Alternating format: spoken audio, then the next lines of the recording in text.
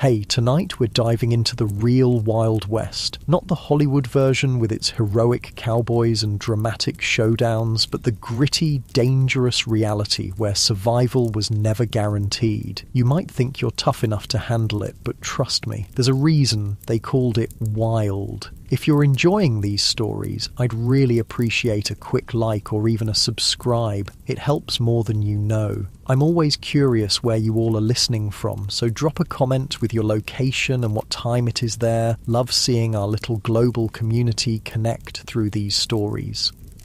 Now, dim the lights, maybe turn on a fan for that soft background hum, and let's ease into tonight's journey together. We're going to explore why you might not survive even a single day in the untamed American frontier.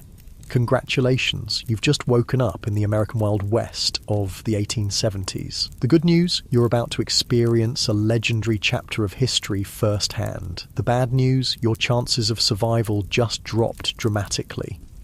The first challenge hits you before you even open your eyes. The smell, not the earthy, pleasant aroma of nature you might expect, but something far more pungent. The stench of unwashed bodies, animal droppings, and what might possibly be raw sewage hanging heavy in the air. You see, bathing wasn't exactly a priority in the Wild West. Most settlers considered a thorough wash a monthly luxury, and that's being generous. Some went entire winters without a proper bath. Water, was precious out here, and using it to clean yourself seemed wasteful when you needed it for drinking and cooking. As you drag yourself from your bed, which is likely just a straw-filled mattress crawling with bedbugs, you realise how every muscle in your body aches. Life in the 1870s frontier involved constant physical labour from dawn until dusk. There were no weekends off, no vacations, and certainly no ergonomic considerations. Whether you were a farmer, miner, or ranch hand, your body was your primary tool, used until it broke down. You might think you work hard in your modern life, but frontier labour was something entirely different, backbreaking work that left even the strongest people permanently hunched and arthritic by their 30s. Imagine spending 14 hours ploughing fields, hauling water, chopping wood, or working deep underground in a mine shaft. No wonder the average lifespan was only about 35 years. Standing on the dusty floor, you notice the chill in the air. If it's winter, your cabin might be 20 degrees below freezing inside. If you had a fireplace, you'd have let it burn down overnight to save precious fuel. Good luck finding central heating or thermal underwear in this century. And if it's summer, well, get ready to sweat through every article of clothing you own. There was no escaping the elements in the Wild West. Speaking of clothing, forget comfort. Men typically owned maybe 2 sets of clothes, rough canvas or denim pants and cotton shirts that chafed against the skin. Women wore multiple layers regardless of the temperature, chemises, corsets, petticoats and long dresses that dragged in the dirt. Everything was scratchy, ill-fitting and rarely cleaned. Those fancy outfits you've seen in Western movies? Pure fiction for the average person. Your stomach growls, reminding you it's time for breakfast. Hope you like beans, biscuits and coffee, possibly for every meal. The Wild West diet was monotonous and nutritionally deficient. Fresh fruits and vegetables were seasonal luxuries. Meat, when available, was often preserved with salt or smoke because refrigeration didn't exist. Scurvy, a disease caused by vitamin C deficiency, when your gums bleed and your teeth fall out, was common among settlers despite being easily preventable with modern knowledge. You might think the coffee would at least be good. Cowboys always seem to have a pot brewing in the movies, but what you're served barely resembles what you'd recognise as coffee. It's typically boiled to within an inch of its life, bitter beyond belief, and might include crushed eggshells or even salt to reduce the bitterness. Still, the caffeine would help you face the day, so you drink it without complaint. Before heading outside, you might want to check your shoes for scorpions or snakes that could have sought shelter during the night. It wasn't uncommon for frontier folks to shake out their boots each morning, a habit born from painful experience. One wrong move, and you could be facing a venomous bite miles from any medical help. Stepping outside your cabin, you're immediately aware of how exposed you are. The vast landscape of the American frontier was breathtaking, sure, but it was also unforgiving. Extreme weather could appear with little warning. Blizzards, tornadoes, flash floods, or drought could all mean death for the unprepared. The sky might be clear now, but that could change in minutes. If you've settled in a frontier town, you might think civilization offers some protection. In some ways, that's true. In others, it just presents different dangers. Towns in the Wild West were hotbeds of disease. Without proper sewage systems or understanding of germ theory, illnesses spread rapidly through communities. Cholera, typhoid, smallpox, diphtheria, and tuberculosis were constant threats. An outbreak could wipe out half a town in weeks. Speaking of towns, let's say you decide to visit one today. As you approach, you notice there's a distinct lack of the organised layout you might expect. Many Western towns grew haphazardly, with buildings constructed wherever convenient, often without proper planning or infrastructure. The streets aren't paved, but are instead dirt tracks that transform into mud pits when it rains and dust bowls when it's dry. The smell hits you again, stronger now. Horse manure is everywhere because horses are the main transportation. There are no street cleaners or sanitation departments. In some towns, the accumulated waste could be knee-deep in heavily trafficked areas. Flies swarm around you and you realise why disease spreads so easily here. As you walk down the main street, you pass the saloon, likely one of the busiest establishments in town. Contrary to Hollywood depictions, saloons weren't glamorous places with swinging doors and piano players. Most were crude, one-room affairs with rough plank bars and basic furniture. The liquor served wasn't fine whiskey aged in oak barrels, but raw alcohol often mixed with tobacco juice, pepper, turpentine, or even gunpowder to give it extra kick. A single drink could blind you if you were unlucky. The saloon represents another deadly aspect of frontier life: violence. These establishments were frequently sites of deadly confrontations, not because of formal duels or showdowns, but because of drunken arguments that escalated quickly in a heavily armed society. The romanticised gunfights of Western movies were rare. Most violence was impulsive, messy, and over trivial matters. Speaking of being armed, you'll notice almost everyone carries a weapon of some kind, but not for the reasons you might think. While personal protection was certainly a factor, weapons were primarily tools for hunting, protection from wildlife, and sometimes for signalling. The constant threat from bears, wolves, cougars, and venomous snakes made going unarmed foolish, especially when travelling between settlements. You might be surprised to learn that many frontier towns actually had strict gun control laws. Places like Dodge City, Kansas, and Tombstone, Arizona, required visitors to surrender their firearms when entering town limits. The famous gunfight at the OK Corral actually started because the Clanton gang refused to comply with Tombstone's weapons ordinance. Despite what you've seen in movies, quick-draw duels in the middle of the street were exceedingly rare. Most shootings were ambushes or happened during robberies. The skilled gunslinger facing off against an opponent at high noon is largely a Hollywood invention. Real frontier violence was typically sudden, chaotic, and lacked any sense of honour or fairness. As you continue your walk, you pass the local doctor's office. Medical care in the 1870s frontier would horrify you. Most doctors had little or no formal training. Surgical procedures were performed without anaesthesia beyond whiskey or morphine, and sterilisation was virtually unknown. Something as simple as an infected cut could lead to amputation or death. Common treatments included bloodletting, mercury compounds, arsenic, and other toxic substances that often did more harm than good. Women in childbirth faced mortality rates as high as 1 in 4 in remote areas. Dentistry involved extraction without anesthesia, using crude tools. Most people suffered from painful dental issues for years before finally losing their teeth. If you were injured or fell ill on the frontier, your survival often depended more on luck than medical intervention. Even minor injuries could become life-threatening due to infection. Broken bones might never heal properly, leaving frontier folk with chronic pain and disability. The famous phrase, "only the strong survive," had literal meaning in the Wild West.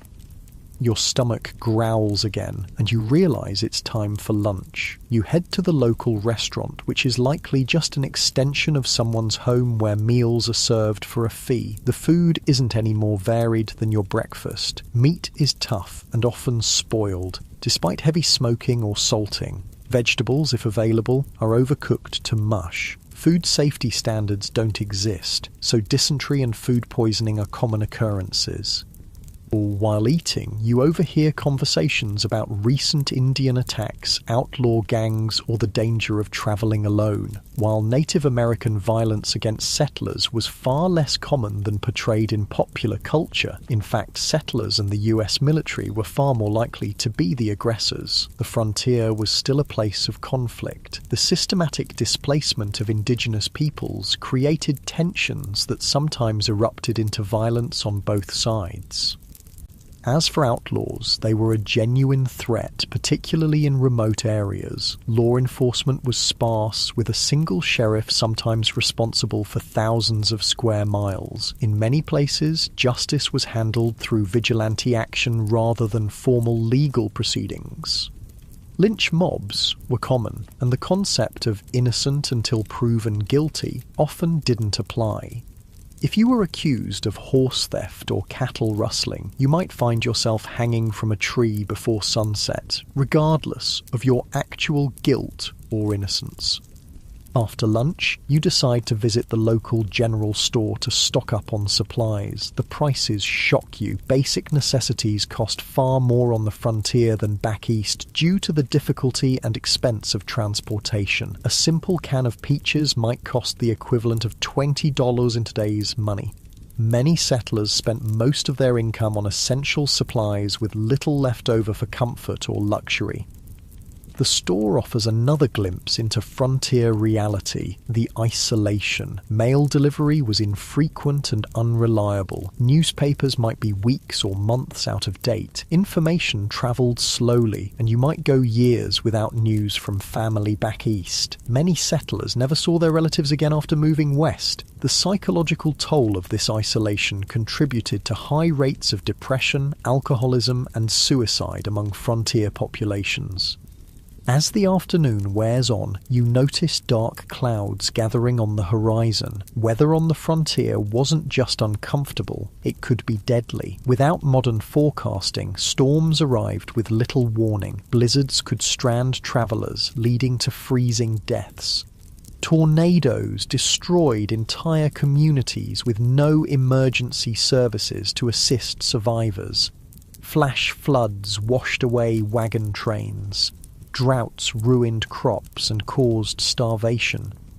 If you were lucky enough to have a proper home, it provided minimal protection. Most frontier dwellings were hastily constructed from whatever materials were available. Sod houses on the plains, log cabins in forested regions, or simple wooden structures in towns. None were particularly effective against extreme weather. Winter temperatures inside could drop below freezing. Summer heat was often unbearable, especially in attics or upper floors where many people slept. As the storm approaches, you decide to head back to your cabin before it hits. On the way, you pass a group of men heading to work at the local mine. Mining was one of the deadliest professions on the frontier. Underground cave-ins, toxic gas exposure, explosions from improperly handled blasting powder, and machinery accidents claimed countless lives. Miners also suffered from long-term health issues like black lung from coal dust or mercury poisoning from gold processing. Even if you avoided mining, few frontier occupations were safe. Farming involved dangerous equipment with no safety features. Ranching meant working with unpredictable animals weighing hundreds of pounds. Logging had one of the highest fatality rates of any profession. Whatever you did to make a living, your risk of serious injury or death was exponentially higher than in the modern world. You make it back to your cabin just as the rain begins to fall. The roof leaks in several places, and you place buckets to catch the water. This is a good opportunity to refill your drinking water, as clean water was scarce and precious. Many frontier settlers drank from the same sources used for washing and watering livestock, leading to waterborne illnesses that could quickly turn fatal. As you sit in your leaky cabin listening to the rain, you reflect on how different reality is from the romanticised version of the Wild West. There were no heroes or villains, just people struggling to survive in incredibly harsh conditions. The fact that anyone made it through is testament to human resilience and determination. Night falls early as you have no electricity. Candles and oil lamps provide minimal illumination, and you're careful with them. Fire was a constant danger in frontier homes. A single spark could mean losing everything, with no fire department to call for help. Many towns burned to the ground at least once in their history. You prepare for bed, exhausted from just one day in the Wild West. Your muscles ache, your stomach is unsettled from the unfamiliar food, and your mind is overwhelmed by the constant vigilance required to stay alive. As you drift off to sleep, you wonder if you'll make it through tomorrow, or if you'll become just another statistic in the dangerous story of the American frontier. The wind howls outside your cabin, a haunting reminder of how small and vulnerable humans are against the vastness of the untamed wilderness. Tomorrow, if you're lucky enough to see it, will bring all these challenges again, along with new ones you haven't yet imagined. In the Wild West, survival was never guaranteed. It was earned day by day, hour by hour, through hardship most modern people can scarcely comprehend. The morning light filters through the cracks in your cabin walls, waking you from a restless sleep. Your body aches from the hard mattress, but there's no time to linger. The Wild West waits for no one. As you rise, you remember yesterday's harsh introduction to frontier life and wonder what new challenges today will bring. Let's say you decide to leave town today to travel across the frontier. Whether you're heading to another settlement, joining a wagon train west, or simply exploring, travel in the 1870s was an entirely different experience than what you're used to. The good news is that by this time, the Transcontinental Railroad had been completed, connecting the east and west coasts of America. The bad news? Unless you were relatively wealthy or travelling between major cities, you probably couldn't afford to use it. Most frontier folks travelled by horse, wagon, or simply on foot. If you owned a horse, consider yourself fortunate. Horses were expensive to buy and maintain, putting them out of reach for many settlers. A good horse might cost the equivalent of several months' wages. Then you needed saddles, bridles, feed, and veterinary care, though veterinary care often meant shooting the animal if it broke a leg or developed certain illnesses. Riding itself was no pleasure cruise. Saddles in the 1870s weren't designed for comfort, but for function. Hours in the saddle left even experienced riders with blisters and aching muscles. And if your horse spooked at a snake or sudden noise, which happened frequently, you could easily be thrown, potentially suffering broken bones or worse miles from any help. If you couldn't afford a horse, you might travel by wagon. Forget the romantic image of pioneers cheerfully rolling across pristine prairies. Wagon travel was brutally uncomfortable. The vehicles had no suspension system beyond the slight give in wooden wheels, meaning you felt every rock, rut, and hole in the trail. The constant jarring caused wagon sickness, similar to seasickness, leaving travellers nauseous and miserable. Roads, if they existed at all, were typically just dirt tracks carved by previous travellers. After rain, they became muddy quagmires where wagons could sink axle deep. During dry periods, the dust was so thick you could barely breathe or see. Wagons frequently broke down, with wheels cracking or axles snapping miles from the nearest settlement. Let's say you've decided to journey all the way to California or Oregon. you've joined a wagon train heading west on the famous Oregon Trail. This 2,000-mile journey was one of the most perilous undertakings of the 19th century. Of the approximately 400,000 people who attempted it between the 1840s and 1860s, an estimated 1 in 10 didn't survive.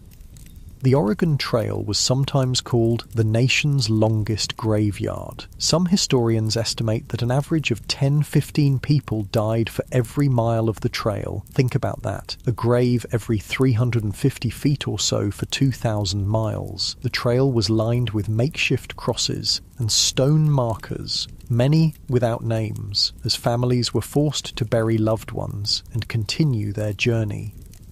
Disease was the #1 killer on the Oregon Trail. Cholera, a bacterial infection spread through contaminated water, was particularly devastating. This horrible illness, caused severe diarrhea and vomiting, draining the body of fluid so quickly that a person could be healthy at breakfast and dead by dinner. There was no effective treatment available. Wagon trains would sometimes lose dozens of people in a single cholera outbreak. Other diseases like dysentery, typhoid, and mountain fever claimed countless lives. Children were especially vulnerable, with many families losing multiple children during the journey. Medical care was rudimentary at best, often consisting of folk remedies that did little to help and sometimes made conditions worse. Crossing rivers presented another deadly challenge. Wagons weren't designed to float, but pioneers had to cross numerous rivers on their journey west. Some had ferries or fords, but many required the wagon to be floated across like a makeshift boat. Wagons frequently capsized in these crossings, drowning people and livestock and destroying precious supplies. The Platte, Columbia, and Snake Rivers claimed hundreds of lives during the migration period.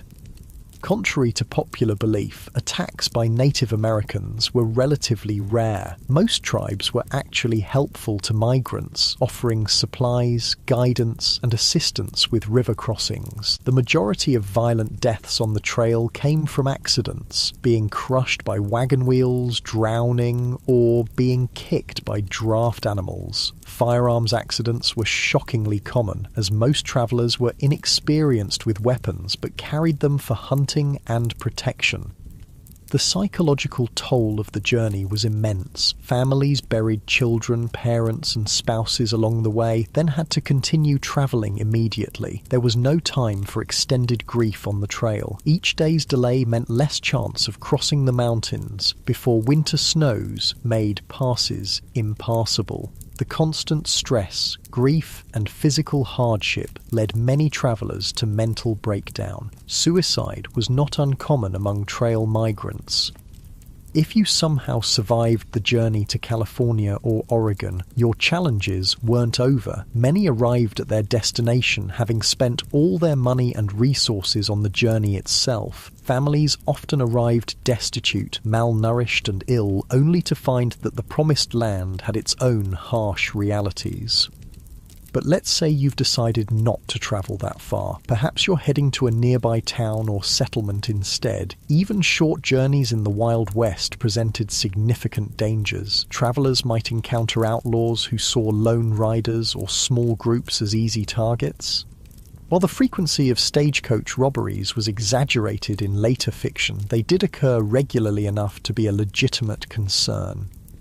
The natural environment posed constant threats to travellers. Flash floods could wash out trails or trap unwary travellers. Summer heat in desert regions could kill through dehydration and heat stroke. Winter blizzards routinely trapped travellers, sometimes leading to freezing deaths or desperate situations like the infamous Donner Party, where survivors resorted to cannibalism to stay alive. Navigation itself was challenging in an era before detailed maps. Travellers relied on vague directions, landmarks that could change or be misidentified, and the experience of guides who sometimes proved unreliable. Getting lost in the wilderness could be a death sentence, especially if your supplies ran low. As you travel today, you notice another aspect of frontier life that movies rarely depict accurately: the stunning diversity of people. The Wild West wasn't populated solely by white cowboys and settlers. It was a meeting ground of cultures from around the world. Chinese immigrants worked as railroad builders, miners, and merchants. Mexican families had been living in the Southwest long before it became U.S. territory. Black cowboys made up as much as 25% of the workforce on some ranches. European immigrants from Germany, Ireland, Italy, and Scandinavia brought their cultures and traditions. And of course, dozens of distinct Native American nations had called these lands home for thousands of years before others arrived. This diversity, however, didn't mean equality or harmony. Racial violence was a common feature of frontier life. Chinese railroad workers faced brutal discrimination and were often forced to take the most dangerous jobs for lower pay than white workers. Mexican landowners frequently saw their property seized through legal manipulation or outright theft after the Mexican-American War.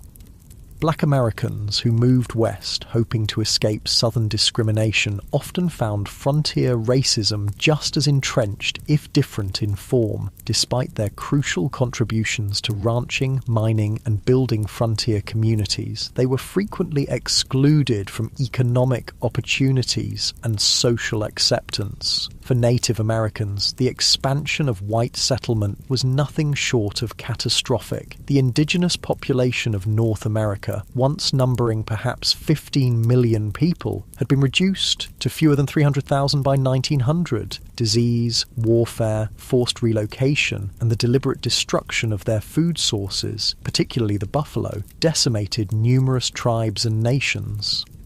US government policies systematically pushed Native Americans from their traditional lands onto reservations, often in areas with poor soil and few resources. Treaties were regularly broken when valuable resources were discovered on reservation lands. Native children were taken from their families and placed in boarding schools designed to erase their cultural identity, operating under the philosophy of "kill the Indian, save the man."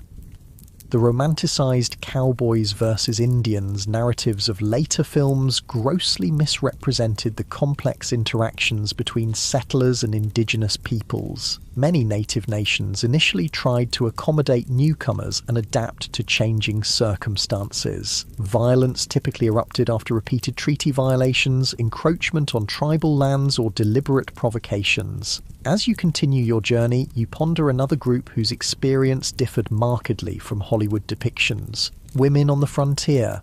Far from the helpless damsels or schoolmarms of Western movies, frontier women performed incredibly demanding physical labour while navigating restrictive social expectations.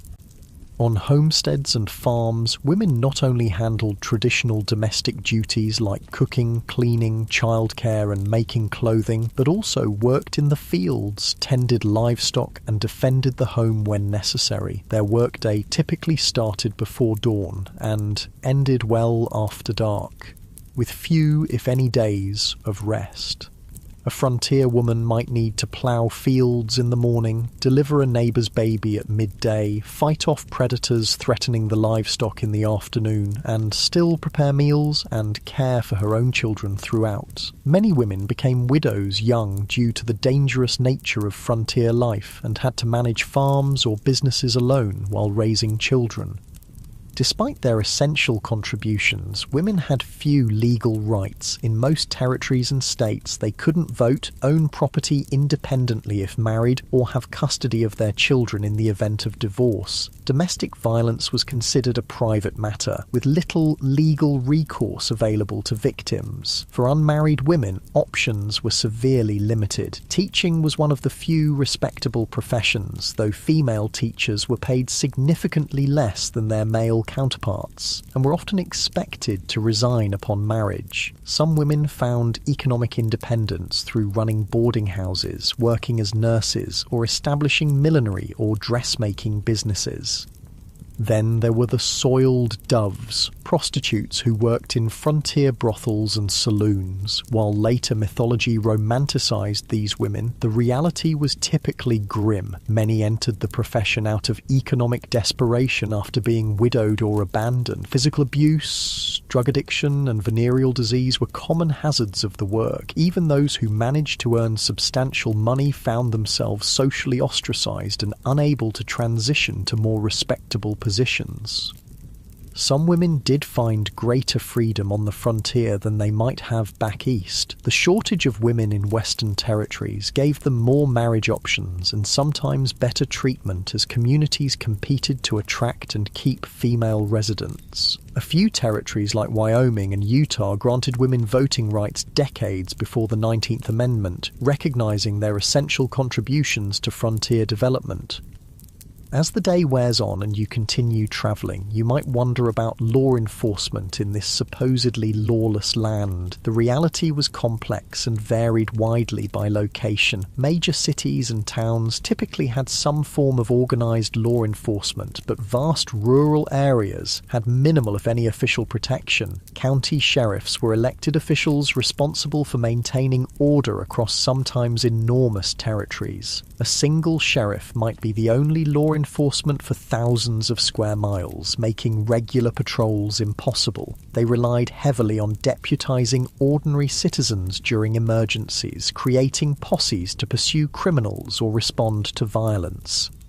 Town marshals handled law enforcement within town limits, sometimes with a few deputies in larger settlements. These positions were often dangerous and poorly paid, attracting a mix of dedicated public servants and those who enjoyed the power the badge provided. Some famous lawmen, like Wyatt Earp, moved between legitimate law enforcement and more questionable enterprises throughout their careers.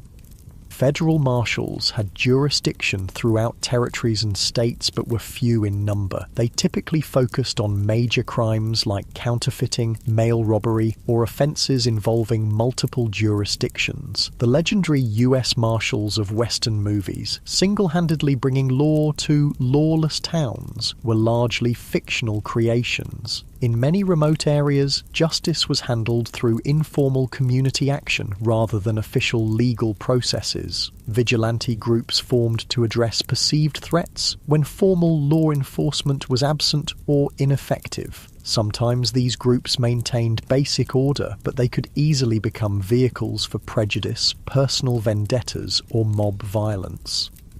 The iconic image of the quick-draw gunfight was largely a later invention. Most frontier violence was mundane, impulsive, and often alcohol-fueled. Bar fights that escalated to fatal levels, domestic violence, and disputes over land or livestock were far more common than dramatic shootouts on dusty streets. Criminal punishment was harsh by modern standards. Hanging was the standard penalty for murder, rape, and sometimes theft, particularly of horses or cattle. Prisons existed, but were primitive facilities with high mortality rates from disease, violence, and poor conditions. Many communities preferred immediate execution to the expense of long-term imprisonment.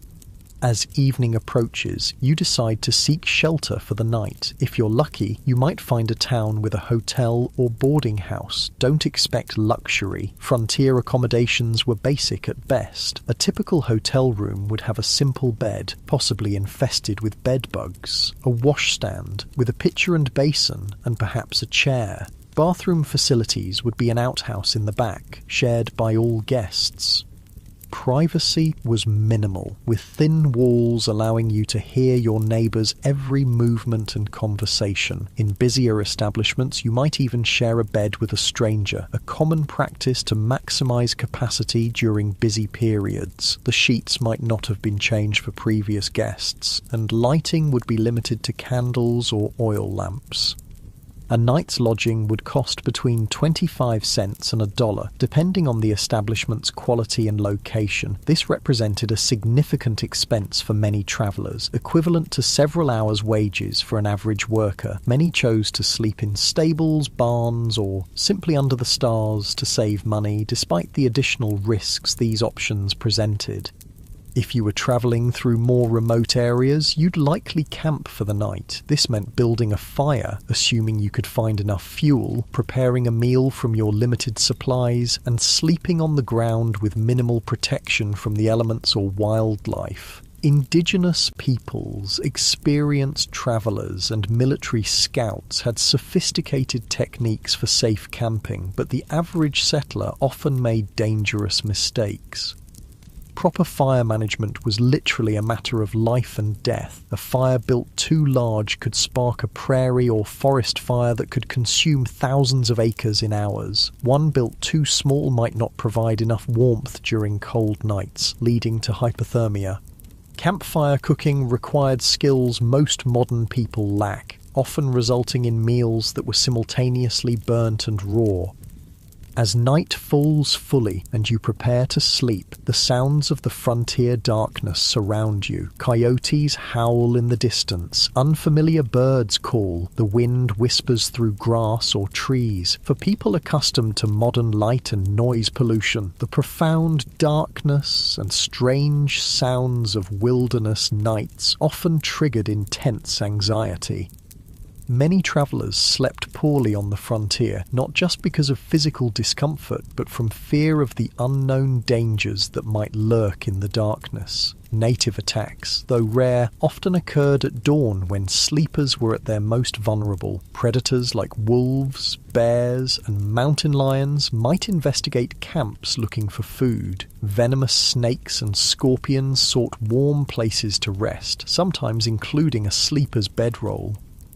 Even if no actual threats materialized, the psychological stress of constant vigilance took its toll. Frontier diaries frequently mention exhaustion not just from physical labor, but from the mental strain of perpetual alertness. Modern people, accustomed to locks, alarms, and the security of dense population, would find the vulnerability of frontier sleeping arrangements profoundly disturbing.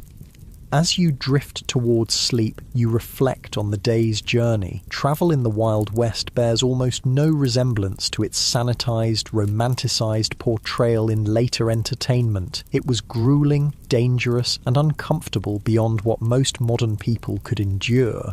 The skills required from navigation without maps to making emergency repairs to handling firearms safely took years to develop, and mistakes were often fatal. The darkness deepens and the sounds of night creatures grow louder. Tomorrow will bring new challenges if you survive the night. Perhaps you'll reach your destination, or perhaps you'll become just another unmarked grave along the trail. One more statistic in the perilous story of westward expansion. The Wild West forgave no weakness and offered no second chances. Every day survived was a victory against overwhelming odds. The new day dawns on the frontier, and you've somehow survived the night, a victory in itself in the Wild West. As you rub the sleep from your eyes and stretch your aching muscles, you contemplate what direction your frontier experience might take today. Perhaps you'll try your luck in one of the booming mining towns where fortunes are supposedly made overnight. You've heard stories of the California gold rush, the Nevada silver strikes, and the Colorado mining booms. Tales of ordinary men finding nuggets the size of chicken eggs and becoming wealthy overnight have drawn hundreds of thousands west. What these stories don't mention are the brutal realities awaiting those who chase mineral dreams. Let's say you decide to try your hand at mining. What would that actually entail? First, you'd need to stake a claim, which means finding unclaimed land with potential mineral deposits, increasingly difficult by the 1870s, as the easiest and richest areas were claimed years earlier. If you were lucky enough to find a promising spot, you'd need to register your claim at the nearest government office and pay the required fees, which could be substantial. Then the real work would begin, and it was some of the most physically demanding labour imaginable. For placer mining, searching for loose gold in streams, you'd spend hours bent over in ice-cold mountain water, sifting through sediment with a pan or sluice box. Your hands would crack and bleed from constant exposure to water and rough materials. Your back would ache from the hunched position, and after all that effort, you'd be lucky to find a few tiny flakes of gold worth pennies. If you ventured into hard rock mining, digging for veins of ore in the mountains, the dangers multiplied exponentially. Tunneling into unstable rock without modern safety equipment or engineering knowledge led to frequent cave-ins that crushed miners where they stood. Poorly ventilated shafts filled with toxic gases like carbon monoxide, odourless but deadly, suffocating miners who had no warning of the danger. Blasting with black powder or dynamite to break through rock was incredibly hazardous. Miners frequently lost fingers, hands, eyes, or lives when charges detonated prematurely or thrown rock fragments became deadly projectiles. The thunderous noise and constant percussion of blasting left many with permanent hearing loss.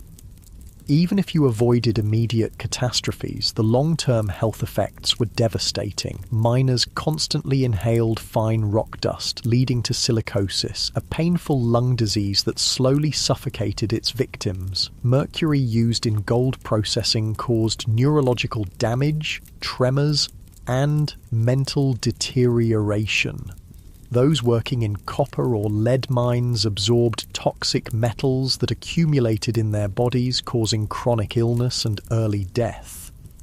The mining industry of the 1870s had virtually no safety regulations or oversight. Mine owners prioritized profit over worker welfare, and injuries were considered an expected part of the job. Medical care for injured miners was minimal and often ineffective. A serious injury typically meant the end of a miner's career and livelihood, with no disability support or workers' compensation available.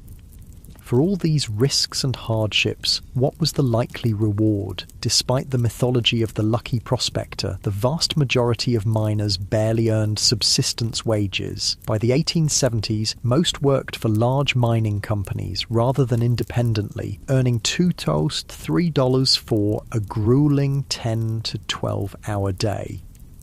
Studies suggest that storekeepers, saloon owners, and prostitutes consistently made more money than the miners whose dreams sustained frontier mining towns. Speaking of mining towns, they were notoriously rough places. Imagine a community composed primarily of young single men engaged in dangerous work with few women, families, or civilizing institutions. Alcohol consumption was astronomical. The average mining camp resident consumed several times more alcohol than the typical American today. Violence was commonplace, with fights, stabbings, and shootings occurring regularly. Sanitation in mining camps was typically abysmal. With minimal planning or infrastructure, human waste and garbage accumulated in streets and waterways. Typhoid, cholera, and dysentery spread rapidly in these conditions. During warm months, the stench could be overwhelming, and swarms of flies spread disease from waste to food. If you managed to find valuable ore, you faced the challenge of converting it to cash. Banking in the Wild West was primitive and often predatory. Many mining towns had no banks at all, forcing miners to carry gold dust or ore, making them targets for theft. Some saloons and general stores offered to buy gold, but frequently at rates far below actual value, taking advantage of miners' limited options. Where banks did exist, they operated with minimal regulation or oversight. Bank failures were common, often wiping out customers' life savings without warning or recourse. Many bankers were little more than confidence men who established storefronts, collected deposits, and disappeared overnight with all the funds. Without federally backed currency, paper money was issued by individual banks, and its value fluctuated wildly depending on the bank's reputation. Counterfeit bills circulated widely, and even experienced merchants could be fooled by well-made fakes. The safest form of money was gold or silver coin, but carrying it made one a target for robbery. Perhaps, after considering the dangers and disappointments of mining, you decide to try your hand at ranching instead. The cattle industry was booming in the 1870s, with demand for beef in eastern cities creating opportunities on the frontier. Surely this would be a healthier, more profitable venture. Ranching did indeed avoid some of the worst health hazards of mining, but it introduced its own unique dangers and hardships. Starting a ranch required significant capital. Land, livestock, equipment and buildings all represented major investments. Many aspiring ranchers went deeply into debt purchasing these necessities, betting their future on favourable weather and market conditions. Nature often had other plans. Droughts could wither grazing lands and dry up crucial water sources, forcing ranchers to either watch their cattle starve or sell at devastating losses. Harsh winters could kill entire herds, as happened in the infamous Great Die-Up of 1886 to 1887, when up to 90% of cattle on northern ranges froze or starved to death during unusually severe weather. Disease could sweep through herds, wiping out a rancher's investment overnight. Texas fever, anthrax, and other infectious diseases had no effective treatments in the 1870s. Predators like wolves and cougars took a constant toll on livestock, particularly vulnerable calves. Poisonous plants, quicksand, and injuries further reduced herds. The iconic cattle drives, moving herds hundreds of miles to railroad shipping points, were not romantic adventures, but grueling, dangerous undertakings. Cowboys, not the glamorous figures of later films, but typically young, poorly paid labourers, worked 20-hour days during drives, catching brief naps in the saddle as they moved thousands of animals across difficult terrain. These drives faced constant threats. River crossings could turn deadly in minutes if animals panicked, creating deadly pile-ups that drowned cattle and cowboys alike. Stampedes, which could be triggered by something as simple as a lightning strike or a snapping twig, turned thousands of 1,500-pound animals into an unstoppable destructive force. Cowboys caught in stampedes were often trampled to death. The cowboy's life was far from the freedom portrayed in Western mythology. They typically earned about $30 per month for exhausting, dangerous work. Most were very young men, often teenagers, from poor backgrounds with few other options. A significant percentage were black, Mexican, or mixed-race individuals facing discrimination that limited their opportunities elsewhere.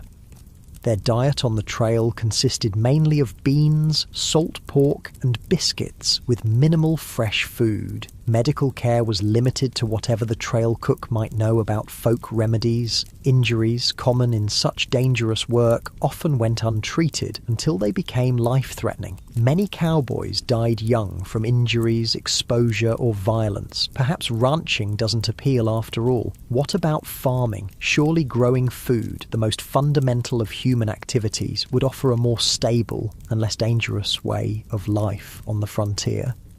The Homestead Act of 1862 had opened vast areas of the West to settlement, offering 160 acres free to anyone who would live on and improve the land for 5 years. This seemed like an incredible opportunity, a chance for people with little money to become landowners and build independent livelihoods. The reality proved far more challenging than the promise. First, 160 acres might sound substantial, but in the arid regions that comprised much of the available land, it was often insufficient to support a family. Traditional eastern farming methods failed in these environments, where rainfall was a fraction of what pioneers were accustomed to. Many settlers had no knowledge of dry farming techniques needed for success in these regions. Starting a frontier farm required tremendous physical labour. The first task was building shelter, typically a sod house on the treeless plains, constructed by cutting and stacking dense prairie turf. These soddies were dark, damp dwellings that leaked when it rained, harboured insects and snakes, and crumbled without constant maintenance. Then came the back-breaking work of breaking the land for planting. Prairie sod, held together by dense grass roots that had developed over centuries, was extraordinarily difficult to plough with the equipment available to most settlers. It could take a year or more just to prepare a few acres for planting. The work was so physically demanding that it permanently damaged many farmers' bodies. Once crops were planted, farmers faced threats from every direction. Drought could wither plants before harvest. Torrential rains could wash away seedlings or flood fields. Early frost could kill crops just before harvest. Grasshoppers descended in biblical swarms, consuming everything green in their path and sometimes even eating the handles of tools left in fields. Disease affected frontier farmers as it did everyone else, but with particularly devastating consequences. With no hired help and little community support, a family's illness during crucial planting or harvesting periods could mean the difference between survival and starvation. Women often continued working the fields while heavily pregnant or just days after giving birth, risking their health because the work simply couldn't wait. Farm accidents were common and often fatal. Homemade tools broke and caused injuries. Animals panicked and trampled their handlers. Even successful harvests could turn deadly. Numerous farmers died when they fell into grain storage bins and suffocated in the loose grain, or when poorly constructed storage buildings collapsed under the weight of their contents. The isolation of frontier farms took a heavy psychological toll. Neighbours might be miles away, visited only occasionally. Women in particular suffered from this isolation, some going months without speaking to anyone outside their immediate family. Depression, anxiety, and what was then called prairie madness affected many settlers, sometimes leading to abandonment of homesteads or suicide. For those who persevered through these challenges and actually produced crops, economic obstacles remained. Transportation to markets was difficult and expensive. Without refrigeration, perishable products had to be sold quickly or preserved. Large agricultural corporations and railroad companies used their influence to keep crop prices low and transportation costs high, squeezing independent farmers from both directions. By the 1870s, another option was emerging on the frontier, working for wages in the growing towns and industries. Perhaps this offered a safer, more stable path than the high-risk ventures of mining, ranching, or farming. Wage labour did avoid some of the worst physical dangers and financial risks of independent enterprises, but introduced its own hardships. Industrial safety standards were virtually non-existent. Workers in frontier factories, mills, and workshops suffered horrific injuries from unguarded machinery. Construction workers built increasingly tall structures without harnesses or safety equipment, leading to frequent fatal falls. Railroad work was particularly dangerous. Track layers worked with minimal equipment under brutal conditions, suffering high rates of injury and death from accidents, heat stroke, and exhaustion. Chinese workers, who built much of the transcontinental railroad, were often assigned the most dangerous tasks, such as handling unstable explosives to blast through mountain passes. Working hours were long by modern standards, typically 10-12 hours per day, 6 days per week. Pay was low, with most workers barely earning subsistence wages. Child labour was common, with children as young as 8 or 9 working alongside adults in many industries, often suffering higher injury rates due to their size and inexperience. Workers had essentially no legal protections. Employers could fire people without cause, reduce wages arbitrarily, or withhold pay entirely. Those who complained or attempted to organise for better conditions faced blacklisting, being marked as troublemakers who no other employer in the region would hire. Company towns, settlements where a single employer owned all housing and businesses, were common in mining and lumber regions. Workers in these communities paid inflated prices at company stores, lived in company housing, and sometimes were paid in scrip, company currency, rather than legal tender. This created a form of debt bondage where workers could never save enough to escape the system. Whether you mined, ranched, farmed, or worked for wages, frontier life shaped your experiences in ways modern people would find disorienting. Perhaps most striking was the relationship with time, not the carefully measured minutes and hours of our digital age, but a more fluid reality, governed by daylight, seasons, and natural rhythms. Without electric lighting, most people woke at dawn and slept shortly after sunset, their active hours expanding and contracting with the seasons. Work wasn't measured in 8-hour shifts, but by tasks that needed completion: fields ploughed, cattle moved, ore extracted. During harvest or roundup, people might work from first light until well after dark for weeks without a break. During winter, many rural workers had periods of relative inactivity when fields lay dormant or cattle needed minimal tending. The concept of punctuality, so central to modern life, had limited relevance on the frontier. With few clocks and limited need for precise timing in most activities, people operated on approximate schedules. Stagecoaches and later trains introduced more precise timetables to the West. But outside these specific contexts, morning or after dinner were sufficiently specific time designations for most purposes.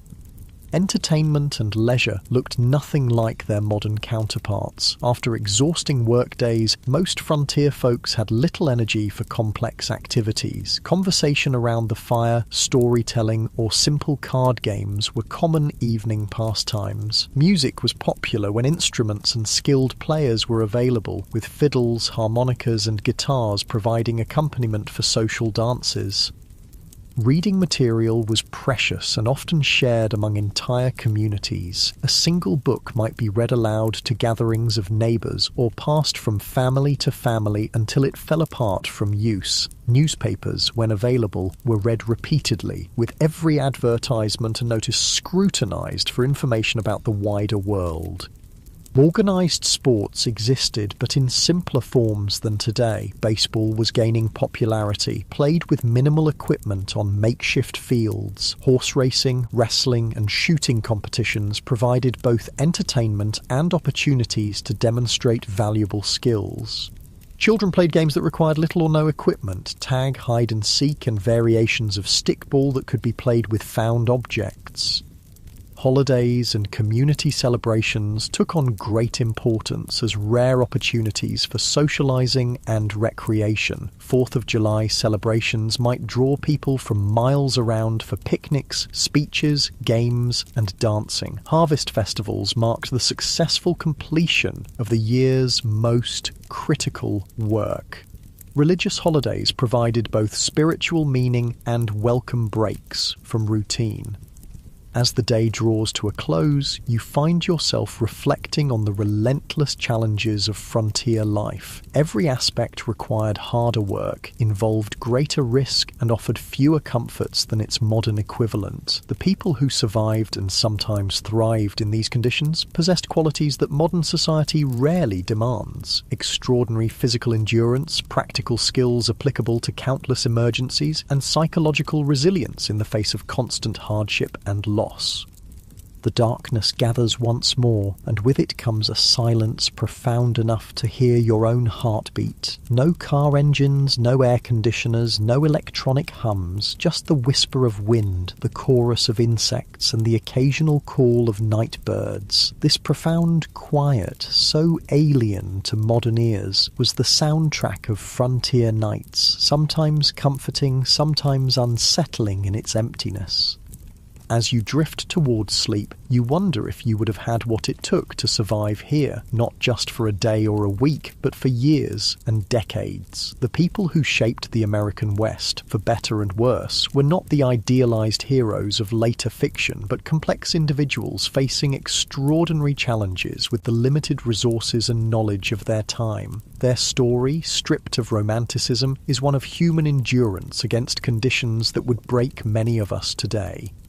The cool night air settles around you like a blanket, and the stars emerge in a display of brilliance impossible to see in our light-polluted modern world. This at least is one pure beauty the people of the frontier experienced that few today can fully appreciate: the majestic sweep of the Milky Way across a truly dark sky, connecting them to the same cosmic panorama their ancestors had watched for countless generations. Morning arrives again in the Wild West, and with it comes hunger, a constant companion on the frontier. Food in the 1870s, West bore little resemblance to the varied, convenient diet you're accustomed to in the modern world. Let's explore what keeping yourself fed would actually entail in this harsh environment. The good news is that game was still relatively plentiful in many areas. Deer, elk, rabbit and various birds could supplement your diet if you had the skills to hunt them. The bad news? Hunting required ammunition, which was expensive and might be needed for protection. It also demanded time away from other essential work, making it a luxury many settlers couldn't afford during busy seasons. Most frontier families relied heavily on foods they could grow, preserve, or purchase in bulk. The staples of the frontier diet were beans, corn, and pork, dense in calories but monotonous and nutritionally incomplete. Fresh fruits and vegetables were available only in season, a few months at most, and winter diets often contained no fresh produce whatsoever. This lack of dietary variety led to widespread nutritional deficiencies. Scurvy, caused by vitamin C deficiency, was common during winter and early spring when no fresh produce was available. The symptoms, bleeding gums, loosening teeth, joint pain, and eventually death, were well known but difficult to prevent with available resources. Other deficiency diseases affected growth in children and caused various chronic health problems in adults. Food preservation was a constant challenge and critical survival skill. Without refrigeration, meat needed to be consumed quickly or preserved through smoking, salting, or drying. These methods deterred bacterial growth but drastically changed flavors and textures while reducing nutritional value. The heavy salt content of preserved foods contributed to high blood pressure and other health issues. Women spent enormous amounts of time preserving food when it was abundant for use during scarce periods. Vegetables were pickled in vinegar or fermented. Fruits were dried or preserved with sugar if available. Root vegetables might be stored in root cellars, underground spaces that maintained cool temperatures. These preservation efforts were not optional activities, but essential survival work that could determine whether a family would eat during winter. Food storage presented its own problems. Properly prepared preserved foods could last months or even years, but improper techniques led to spoilage and potentially deadly food poisoning. Additionally, stored food attracted pests. Rats, mice, and insects consumed portions of most stored food supplies, and their droppings contaminated what remained. Most frontier families simply accepted a certain amount of insect parts and rodent droppings in their flour, beans, and other staples as unavoidable. Cooking itself was far more labour-intensive than modern people can easily comprehend. Meals were prepared over open hearths or wood-burning stoves that required constant attention and fuel. In wood-scarce prairie regions, women and children might spend hours gathering buffalo chips, dried manure, or twisted grass to burn as cooking fuel. Water had to be hauled from wells or streams, often hundreds of pounds per day for cooking, cleaning, and drinking. Even with these efforts, meals lacked the variety and flavour profiles modern people expect. Spices were expensive luxuries, used sparingly, if at all. Sugar and coffee were treasured items, often hoarded for special occasions. Fresh milk was available only if a family kept a cow, and for only part of the year when the cow was producing. Most frontier children grew up with simple, repetitive diets that would horrify modern nutritionists. Interestingly, despite these limitations, obesity was rare on the frontier. The combination of limited food supplies, minimal sugar consumption, and constant physical labour kept most people lean. However, this leanness wasn't necessarily healthy. Many frontier folk suffered from malnutrition even when they had sufficient calories to sustain their work. Beyond basic survival needs like food, frontier life presented unique challenges for families raising children. If you had been born in the Wild West, rather than just visiting it, your childhood would have been dramatically different from modern experiences. Childhood itself was conceived differently in the 19th century. Children as young as 6 or 7 were expected to contribute meaningful work to family survival, not as educational chores, but as essential economic contributions. Young children minded livestock, gathered eggs, picked vegetables, watched younger siblings, and helped with countless other tasks that freed adults for heavier work. By age 10 or 12, most frontier children worked alongside adults at nearly adult capacity. Boys followed fathers into fields, barns, or workshops, learning skills through direct participation rather than formal instruction. Girls worked with mothers, learning the complex domestic skills necessary for frontier homemaking. Not simple housekeeping, but the production of essential goods like clothing, preserved food, candles, and soap. This early adulthood extended to other areas of life. Children were not sheltered from the harsh realities around them. They witnessed births, deaths, slaughtering of animals, and the sometimes violent conflicts of frontier communities. They were expected to understand and adapt to these realities, rather than being protected from them. Education, as modern people understand it, was limited and inconsistent on the frontier. In established towns, schools might operate for a few months each year, typically during winter when agricultural work was minimal. One teacher, often barely educated themselves, might be responsible for students ranging from 5 to 17 years old, all studying in a single room. Physical conditions in these schools were challenging. Buildings were poorly insulated, leading to freezing conditions in winter and stifling heat in warmer months. Supplies were minimal, perhaps a few shared textbooks, slates for writing that had to be constantly erased and reused, and minimal paper that was treated as a precious resource. Corporal punishment was the standard disciplinary approach, with whippings or beatings administered for infractions as minor as whispering or failing to memorize assigned material. In more remote areas, formal schooling might not exist at all. Some families conducted home education using whatever books were available, but many frontier children received only the most basic literacy and calculation skills, if that. Their education focused instead on practical knowledge, how to predict weather, track animals, prepare soil for planting, treat common injuries, and perform the countless other tasks essential for survival. Child mortality remained devastatingly high throughout the frontier period. Approximately 1 in 4 children died before reaching adulthood, with the highest risk in the first 5 years of life. Diseases that modern medicine easily prevents or treats, measles, diphtheria, scarlet fever, whooping cough, routinely killed or permanently disabled young children. Accidents claimed many more, as child safety was a foreign concept in an era where survival demanded risk-taking. The psychological impact of this mortality on both children and parents is difficult for modern people to comprehend. Most children grew up watching siblings die. Parents expected to lose children and often gave the same name to a subsequent child if an older sibling died young. A practice that seems strange today, but reflected the different relationship with mortality in an era when death was an everyday presence. Perhaps nothing illustrates the gulf between frontier and modern life more clearly than approaches to health and medicine. If you became ill or injured in the 1870s West, your experience would bear almost no resemblance to modern healthcare.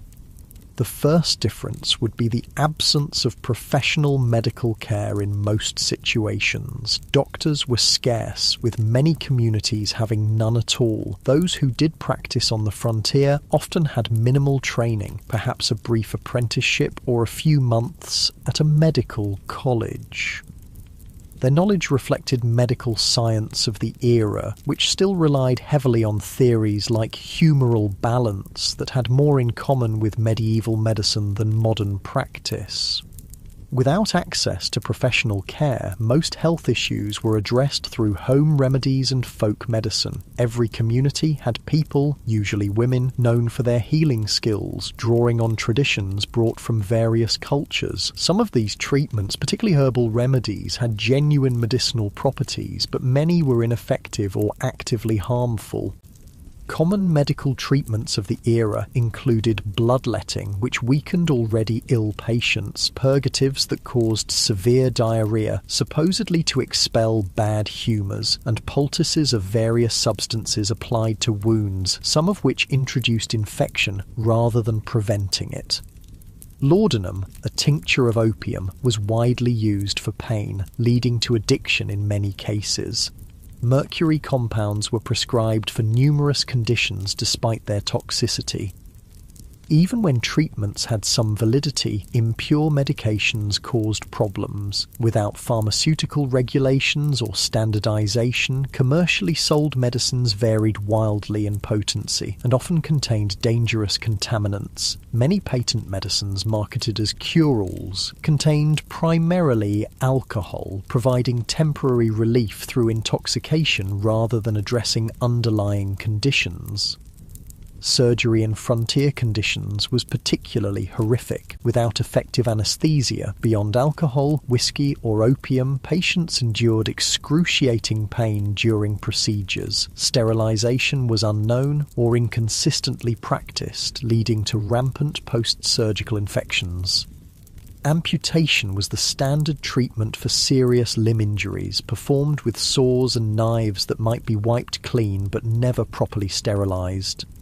Childbirth represented perhaps the starkest contrast between frontier and modern medical experiences. Women typically gave birth at home, attended by a midwife if one was available, or female relatives if not. Without prenatal care, many complications weren't identified until labour was underway. Breech births, hemorrhage and other emergencies that modern medicine handles routinely often resulted in the death of mother, child, or both. Maternal mortality rates on the frontier were approximately 1 death per 100 births, more than 100 times higher than in developed countries today. Many women approached each pregnancy knowing it might be their last experience in life. Men's diaries and letters from the period frequently mention the heartbreaking reality of raising children alone after losing wives in childbirth. The combined impact of inadequate nutrition, constant physical strain, minimal preventive care, and primitive treatment options meant that frontier populations experienced health outcomes more similar to developing nations today than to modern America. Life expectancy at birth was under 40 years, with those surviving childhood likely to suffer chronic health problems by their 50s if they lived that long. Beyond these material hardships, frontier life imposed a form of isolation and disconnection that modern people, accustomed to instant global communication, would find almost unbearable. This isolation shaped frontier psychology and culture in profound ways. Communication with distant family or friends occurred at the speed of physical transportation. Letters took weeks or months to reach recipients, if they arrived at all. News travelled slowly and unreliably, often distorted through retelling. Major events might not become known in remote areas until months after they occurred. This information vacuum contributed to a highly localised worldview where distant events seemed abstract and irrelevant compared to immediate community concerns. The isolation was particularly difficult for those accustomed to more settled environments. Women who had grown up with close female friendships and family networks often found themselves alone for days or weeks while husbands travelled for supplies or work. Their diaries frequently mention crippling loneliness and the psychological strain of having no adult conversation for extended periods.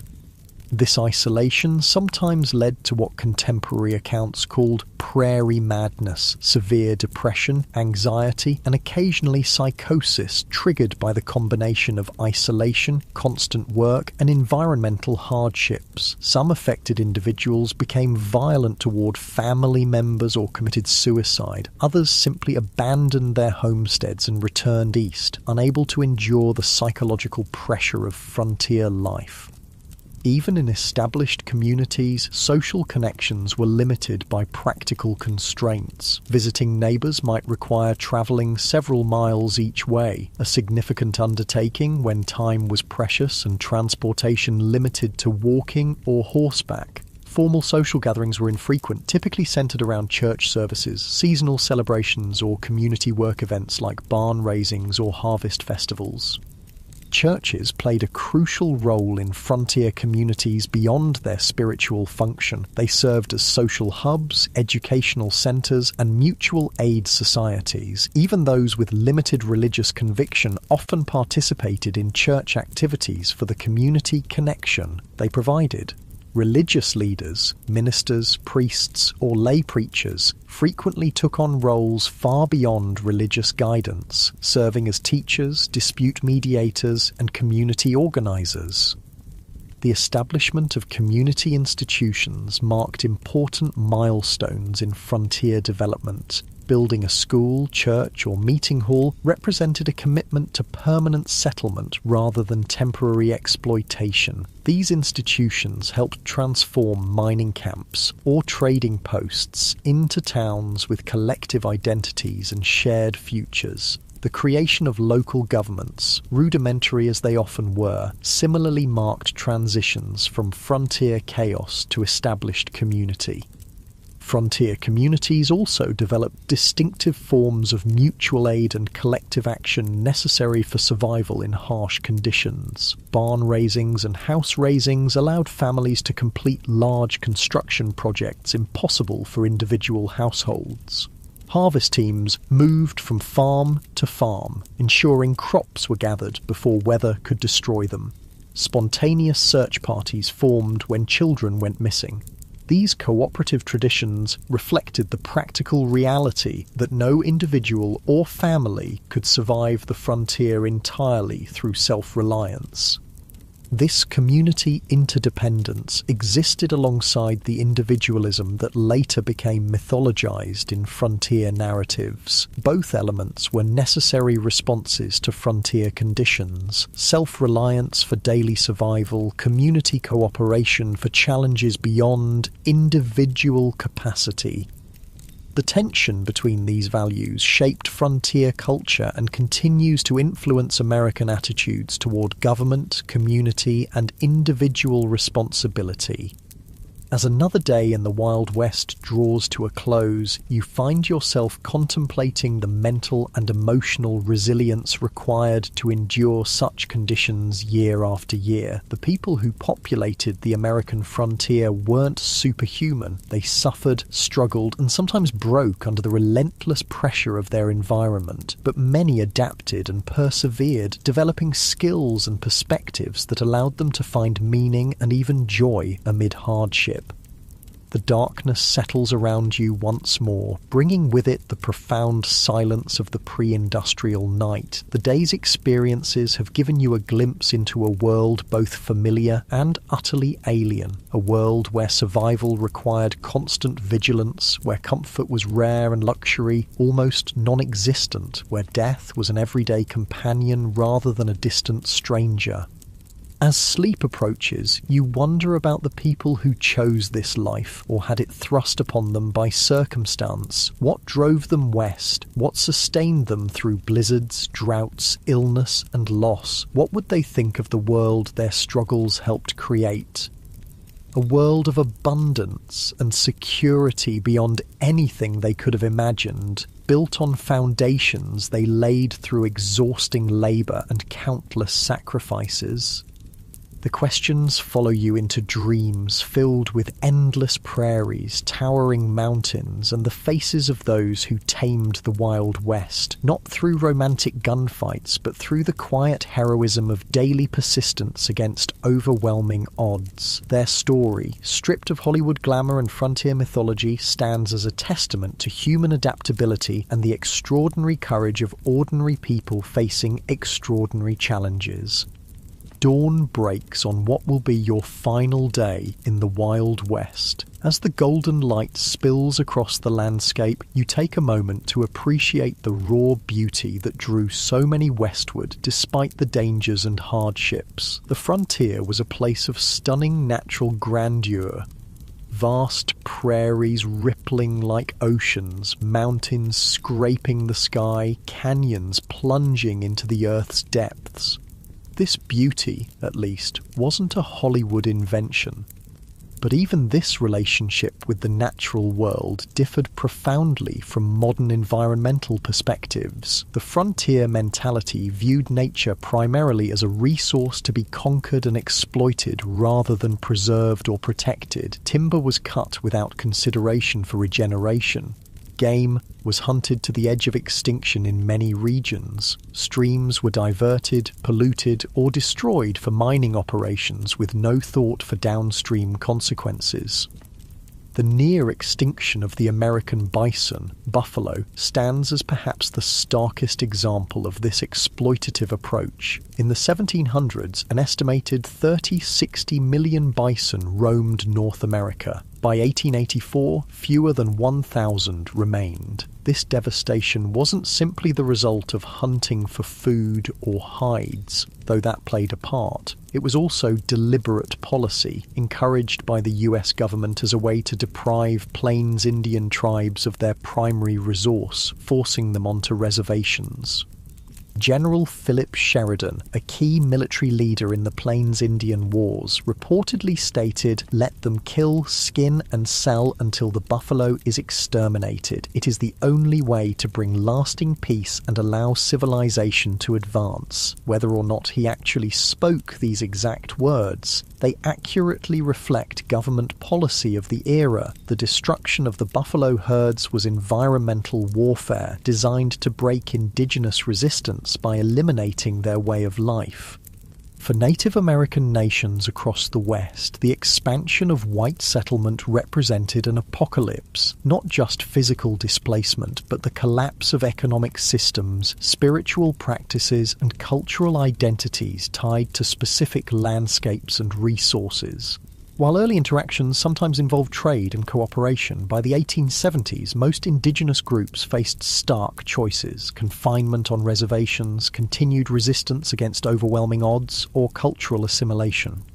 The reservation system itself represented a form of cultural genocide. Native children were forcibly removed from families and sent to boarding schools designed to kill the Indian and save the man, as Captain Richard H. Pratt, founder of the Carlisle Indian Industrial School, infamously stated.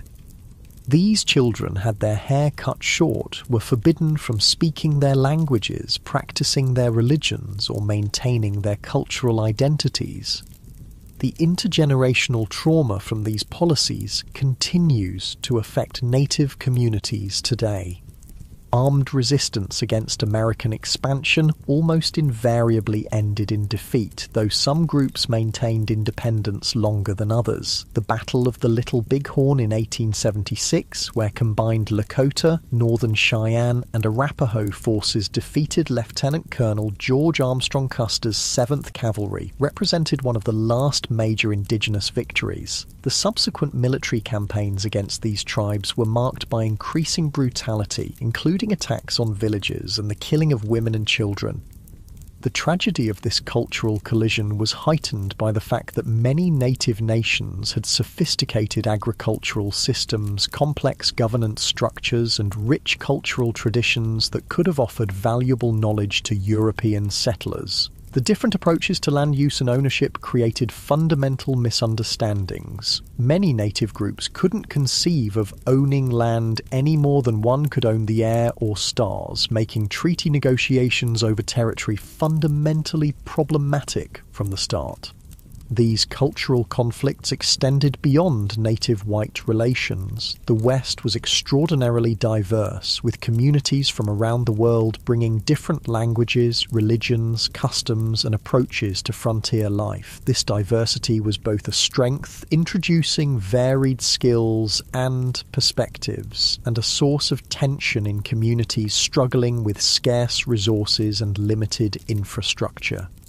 Chinese immigrants, who played crucial roles in building the transcontinental railroad and developing mining operations, faced particularly severe discrimination. The Chinese Exclusion Act of 1882, the first major American law restricting immigration based on nationality, grew from anti-Chinese sentiment that had festered for decades in Western territories. Chinese miners were frequently driven from productive claims through violence or unjust application of foreign miners' taxes. Chinese communities in frontier towns often faced riots and mass expulsions when economic conditions deteriorated. Mexican Americans, many of whom had become US citizens through territorial acquisition rather than immigration, similarly faced discrimination and displacement. Despite treaty guarantees protecting property rights following the Mexican-American War, many Mexican landowners saw their holdings taken through legal manipulation, intimidation, or outright fraud. Spanish-derived water rights systems that had functioned effectively for generations were replaced with English common law approaches less suited to arid environments. Even European immigrants found that national and religious identities continued to matter on the frontier. Irish Catholics, German Lutherans, Scandinavian Protestants, Eastern European Jews, each group tended to establish distinct communities and maintained cultural practices from their homelands. These communities provided mutual support, but sometimes became targets for nativist sentiment when economic or social tensions arose. African Americans who moved west after the Civil War hoped to find freedom from Southern oppression, but often encountered different forms of discrimination. Black cowboys, who made up approximately 25% of the workforce on some cattle operations, rarely received recognition in contemporary accounts or later mythology. Black homesteaders established communities in several Western territories, but frequently faced organized resistance from white neighbors and discriminatory application of homestead laws.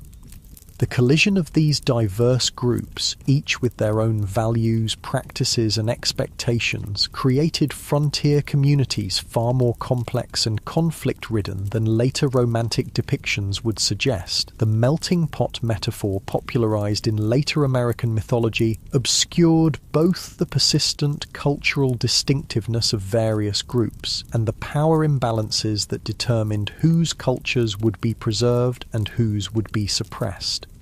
As the day progresses, you find yourself in a frontier town undergoing rapid transformation, a transition happening across the West during the 1870s and 1880s. The initial phase of settlement, characterized by individual prospectors, independent farmers, and small-scale enterprises, was giving way to more organized corporate development of Western resources. The arrival of railroads catalyzed this transition. The Transcontinental Railroad, completed in 1869, dramatically reduced travel time between east and west from months to days. Subsequent branch lines penetrated previously isolated regions, connecting them to national markets and supply chains. This transportation revolution allowed large-scale extraction of Western resources for Eastern factories and enabled mass-produced Eastern goods to flood Western markets. These economic connections accelerated the integration of Western regions into national systems, but often disadvantaged small producers. independent miners couldn't compete with large mining corporations that brought industrial methods and capital investment. Family farms struggled against agricultural enterprises operating on vast acreage. Small ranchers found themselves squeezed by cattle companies with investor backing and political connections. Corporate interests increasingly dominated political as well as economic structures. Railroad companies, mining conglomerates, timber interests, and large landholders exercised enormous influence over territorial and early state governments. Water rights, mineral claims, grazing access, and timber concessions were allocated through processes that typically favoured those with financial and political power rather than small operators or community interests. This transition from frontier to integrated region wasn't simply economic but cultural. The rough-edged mining camp or cattle town gradually acquired institutions that signalled permanence and connection to wider society. Banks, schools, churches, newspapers, theatres and fraternal organisations. Streets were surveyed and sometimes paved. Wooden structures were replaced with brick and stone buildings. Local governments enacted ordinances regulating behaviour that had previously gone ungoverned. For many who had been attracted to the frontier precisely because of its freedom from eastern constraints, these changes represented unwelcome domestication of the wild spaces they had sought. Some continually moved westward ahead of advancing civilization, seeking new frontiers. Others struggled to adapt to increasing regulation, competition, and social expectations. The mythological end of the frontier, declared in the 1890 census, represented real psychological and cultural challenges for those whose identities were tied to frontier conditions. Part of this transformation involved the taming, or at least management, of frontier violence. The iconic gunfighters and outlaws who would later dominate Western mythology operated in a specific historical window when formal law enforcement was establishing itself against pre-existing systems of personal and community violence. By the 1880s and 1890s, professional police forces and court systems had replaced vigilante justice in most established communities, though remote areas still saw occasional eruptions of frontier-style conflict resolution. The legendary figures who captured public imagination, Wild Bill Hickok, Wyatt Earp, Billy the Kid, Jesse James, operated in this transitional period, often moving back and forth between legal and illegal activities as circumstances changed. Their later mythologization obscured the complex, often morally ambiguous reality of their lives. Hickok, far from the perfect marksman of legend, shot bystanders in at least 2 gunfights. Earp worked variously as a lawman, gambler, brothel keeper and vigilante across his career. The Robin Hood image attached to Jesse James ignored his Confederate guerrilla background and the innocent victims of his robberies. As evening approaches on your final day in the Wild West, you find yourself contemplating the gap between frontier reality and the mythology that would later emerge from it. Why did Americans, and eventually the world, become so fascinated with a romanticized version of this brutal period? What needs did these myths serve, and what truths did they obscure? Part of the answer lies in timing. The most intense period of frontier mythology making occurred precisely as the actual frontier was disappearing. The Wild West shows of Buffalo Bill Cody began in the 1880s, featuring staged reenactments of Indian battles and stagecoach robberies for Eastern audiences, even as railroads, telegraph lines, and formal governance were integrating Western regions into mainstream American society. These performances weren't meant as accurate historical recreations, but as entertainment that resonated with Eastern ideas about the West. The dime novels that popularized exaggerated tales of Western heroes originated not on the frontier, but in Eastern publishing houses, written by authors who rarely had first-hand experience of the regions they described. These formulaic stories emphasized action, clear moral distinctions between heroes and villains, and a vision of the West as a testing ground for American virtues of self-reliance, courage, and individualism. Later, Hollywood westerns further refined and amplified these mythological elements, creating iconic images of lone cowboys, heroic sheriffs, dastardly outlaws, and savage Indians that bore little resemblance to historical reality. These films served psychological and cultural functions beyond entertainment. They offered reassuring narratives about American identity during periods of rapid social change and international challenges. The mythology suggested that American character had been forged in frontier conditions, producing exceptional qualities that distinguished the nation from older societies. It implied that American expansion across the continent had been not just inevitable, but morally justified, a triumph of civilization over wilderness and progress over primitive cultures. It presented simplified moral frameworks where good invariably triumphed over evil through righteous violence, justifying America's growing military and economic power on the world stage. What these myths obscured was the complex, morally ambiguous reality of Western development, the genocide of indigenous peoples, the exploitation of immigrant labor, the environmental devastation, the corporate manipulation of political systems, and the deeply divided community struggling with fundamental questions about identity, governance, and resources. The real West offered no simple moral lessons, but rather a case study in how human societies adapt to challenging conditions, sometimes showing remarkable cooperation and creativity, sometimes descending into exploitation and brutality. As darkness falls once more, you reflect on your brief journey through the unromanticized Wild West. You've experienced firsthand why the average person today, accustomed to abundant food, medical care, physical safety, and countless comforts unknown to frontier dwellers, would likely not survive even a single day in the actual conditions of the 1870s frontier. The skills, knowledge, physical conditioning, and psychological resilience required for frontier survival represent a way of life so distant from modern experience as to be almost unimaginable. Yet something about this world continues to fascinate us. Perhaps it's the raw honesty of a life stripped to essentials, where tasks have immediate consequences and achievements represent tangible victories against natural constraints. Perhaps it's the community interdependence that emerged from shared challenges, creating connections that transcended differences in background or belief. Perhaps it's simply the reminder that human beings can endure and even find meaning in conditions far harsher than most of us will ever face. The legacy of the American frontier extends beyond mythology into the actual structures and systems that shape modern American life. Property laws, water rights frameworks, federal-state relationships, approaches to natural resources, and countless other aspects of American governance emerged from frontier-era compromises and conflicts. The diversity of Western communities, despite efforts at forced assimilation, contributed to the multicultural reality of modern America. Even the continuing tensions between individual rights and collective welfare, local control and national standards, exploitation and conservation have roots in frontier-era debates.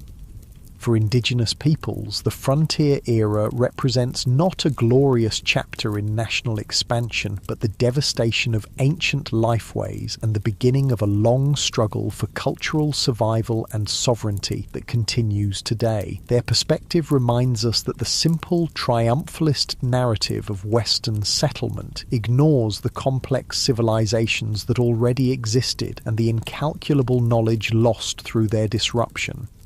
The most accurate understanding of the frontier requires holding multiple perspectives simultaneously, acknowledging both the courage of those who built new communities in challenging conditions and the devastation experienced by those displaced by this expansion. As you drift towards sleep on your final night in the Wild West, the sounds of this earlier America surround you, the whisper of wind through prairie grass, the distant howl of coyotes, perhaps the faint piano notes from a saloon down the street. These sensory experiences, at least, connected all who lived through this era, regardless of background or circumstance. The vast skies, extreme weather, imposing landscapes, and profound silences shaped everyone who encountered them, creating a shared relationship with the environment even amid cultural conflicts. Tomorrow, you'll return to your own time, carrying with you a deeper understanding of this pivotal period in American history. You'll never again see a Western film or read a frontier novel without recognizing the sanitized, simplified version of a complex reality. You'll appreciate the extraordinary comfort and security of modern life achieved through technological advances unimaginable to frontier dwellers.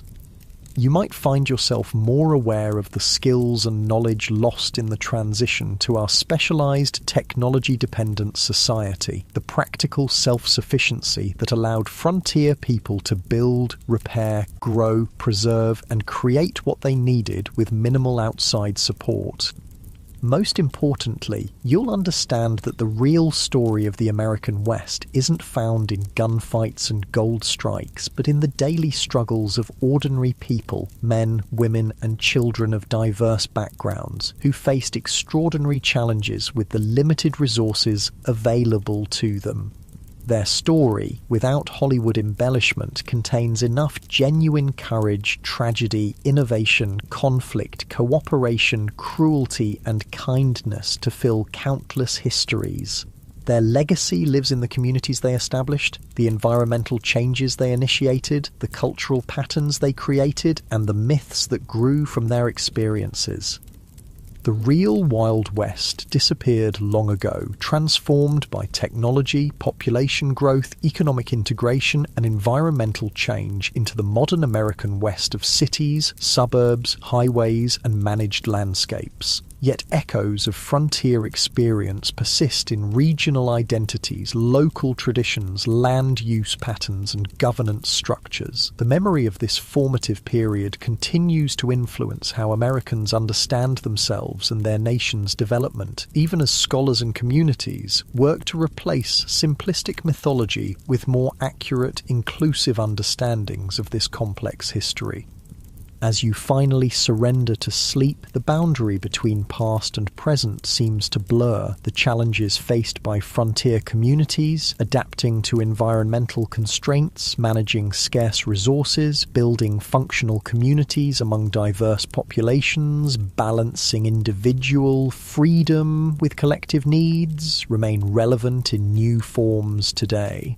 Perhaps the greatest legacy of the frontier experience is not a set of answers, but a collection of questions about human adaptation, community formation, and the relationship between people and the natural world, questions each generation must answer anew as circumstances change. The stars shine brilliantly above, the same stars that guided travellers across the prairie, helped farmers time their planting, and gave comfort to homesick immigrants far from familiar landscapes. In this moment of connection across time, you feel a fleeting kinship with those who looked upon these same constellations a century and a half ago, wondering what tomorrow would bring in a world where survival was never guaranteed, but life, in all its harshness and beauty, was experienced with an intensity seldom matched in our more comfortable era. Sleep comes at last, and with it dreams of a West both harsh and magnificent, a place where human vulnerability and resilience were displayed in equal measure, where diverse peoples collided and sometimes cooperated in ways that would shape a nation, and where the daily struggle for existence contained moments of transcendent connection with landscapes of breathtaking grandeur. The real Wild West, stripped of romantic illusion, offers a window into human experience at its most elemental, challenging, frightening, and occasionally sublime.